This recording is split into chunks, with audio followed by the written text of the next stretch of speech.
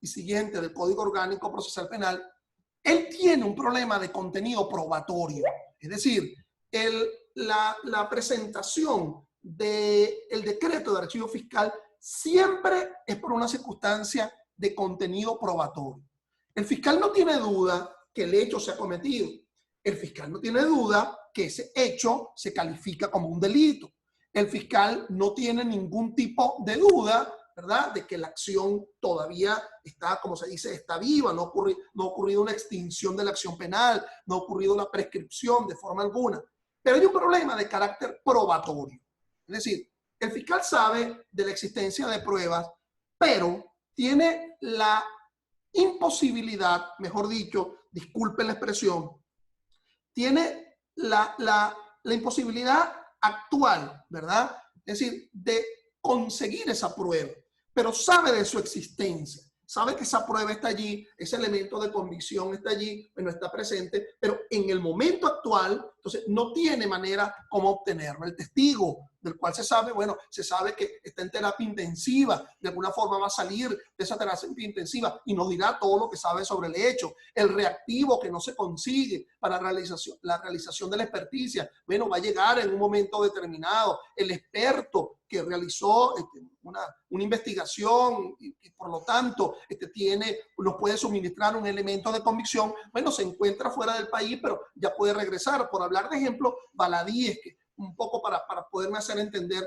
frente a alumnos de quinto año de Derecho. Entonces, bueno, ante esta circunstancia, ese fiscal, pues, realmente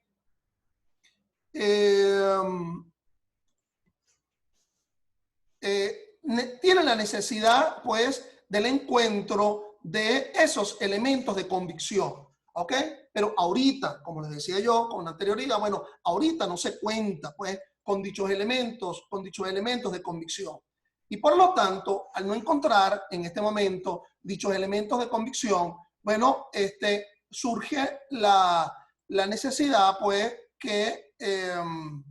surge la necesidad del encuentro de dichos elementos de convicción en algún momento, y por lo tanto, ante ello, pues, solicita el decreto de archivo fiscal.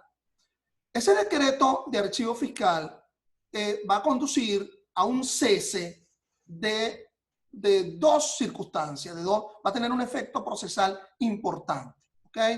Va a conducir al cese de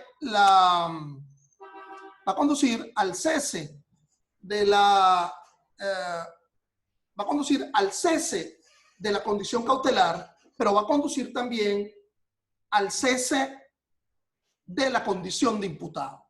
Es decir, el efecto primordial que surge del decreto de archivo fiscal es el cese de la condición de imputado, es decir, una suerte de desimputación, y el cese de la cautela, ¿ok? Por leve que fuese dicha cautela.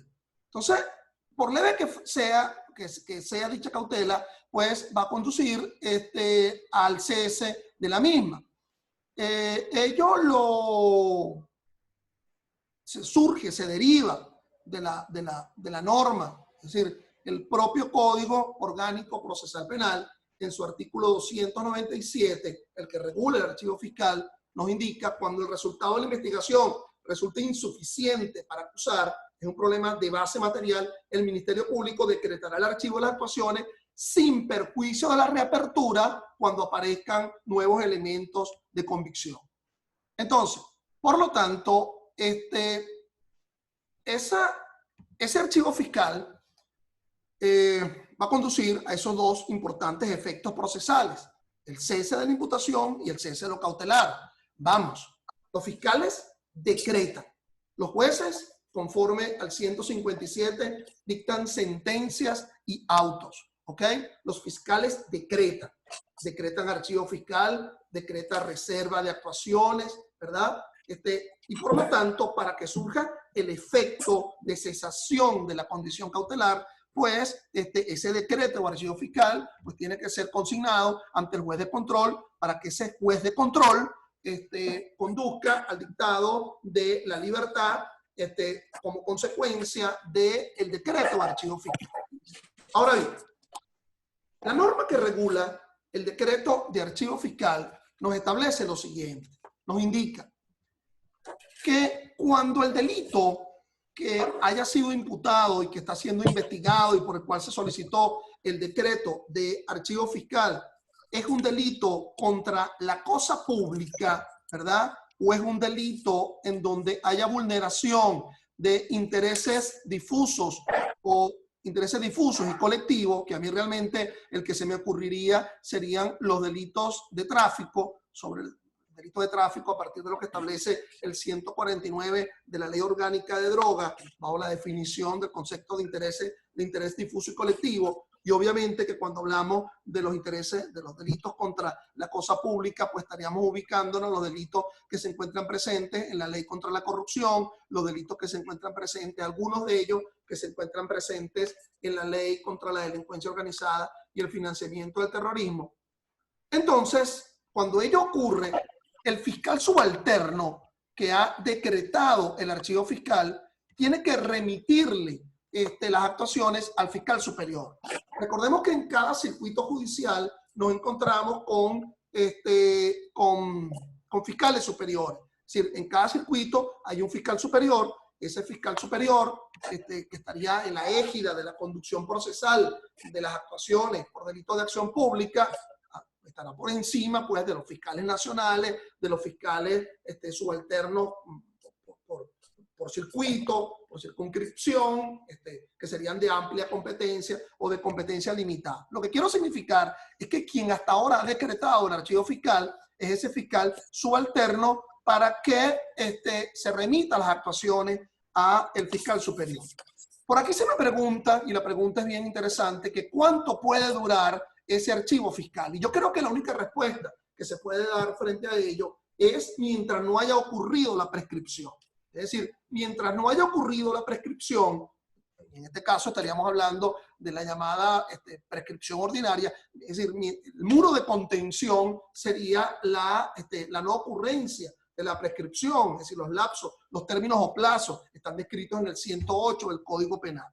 Entonces, fíjense, aquí hay algo interesante, ¿ok?